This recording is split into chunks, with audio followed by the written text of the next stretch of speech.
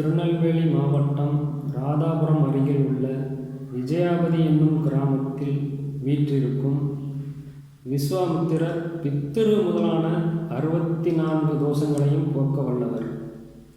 இந்தியாவிலேயே விஸ்வாமித்திரருக்கென்று தனியாக கோவில் உள்ள ஸ்தலம் விஜயாபதி. கௌசிக மன்னனான விஸ்வாமித்திரர் வசிஷ்டரின் வாயால் பிரம்மரிஷி பட்டம் பெற்றவர். கடும் தவத்தின் பலனாக சிறந்த ஆற்றல் பெற்றிருந்த விஸ்வாமித்திரர் ஒரு சமயம் திரிசங்குவுக்கு சொர்க்கம் அமைத்து கொடுத்தார். அதனால் அனைத்து பலன்களையும் இழந்துவிட்டார். மீண்டும் தவ ஆற்றலை பெற யாகம் செய்ய நினைத்தார்.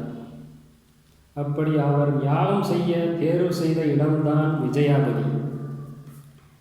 விஜயாபதி கடற்கரைக்கு அருகில் லிங்க திருமேனியாக இறைவனாரையும் இறைவியையும் உருவாக்கி யாகம் வளர்த்தார். யாகம் நடைபெற விடாமல் அறைக்கு தாடகை இடையூறு செய்து வந்தாள்.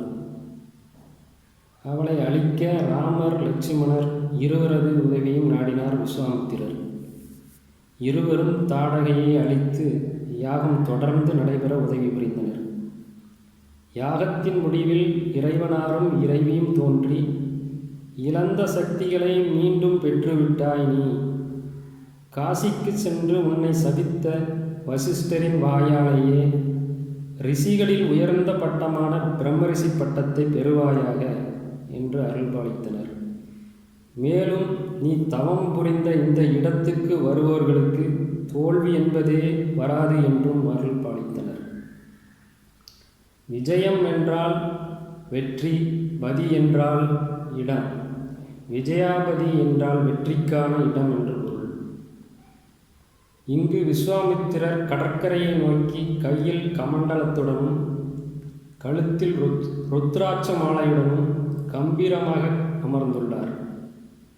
அருகிலேயே இறைவனார் விஸ்வாமுத்திர மகாலிங்கேஸ்வரரும் இறைவி அகிலாண்டேஸ்வரியும் தனித்தனி சன்னதிகளில் காட்சியளிக்கின்றனர். இங்கு ஸ்தல விருட்சமாக வில்வ மரம் உள்ளது. இங்கு ஒவ்வொரு பௌர்ணமிக்கும் சிறப்பு அலங்காரங்கள் செய்யப்பட்டு பூஜைகள் நடைபெற்று வருகின்றது. விஸ்வாமித்திரர் பௌர்ணமி அன்று பிரம்ம ரிஷியாகவே காட்சியளித்து அருள்பாலிக்கிறார். இங்கு எந்த கோவில்களிலும் காண கிடைக்காத அரிய காட்சி பௌர்ணமி அன்று நடைபெறுகிறது.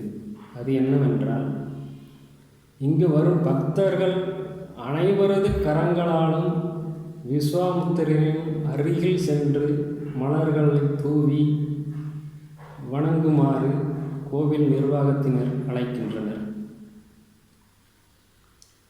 இங்கு வந்த பக்தர்கள் அனைவரும் விஸ்வாமித்திரரின் அருகில் சென்று மலர் தூவி வணங்கிய பின்னரே பூஜைகள் செய்யப்பட்டு பௌர்ணமி விழா நிறைவு பெறுகிறது. அதன் பின்னர் இறைவனார் சன்னதியில் வந்திருக்கும் பக்தர்கள் அனைவருக்கும் அறுசுவை உணவு பரிமாறப்படுகிறது. ஆகவே மக்கள் அனைவரும் ஒவ்வொரு பௌர்ணமியும் இங்கு வந்து விஸ்வாமித்திரரை வழிபட்டு அவரது அருளை பெறும். மேலும் கோவில் நிர்வாகத்தினர் அனைவருக்கும் கோடான கோடி நன்றிகள். திருச்சிற்றம்பலம்.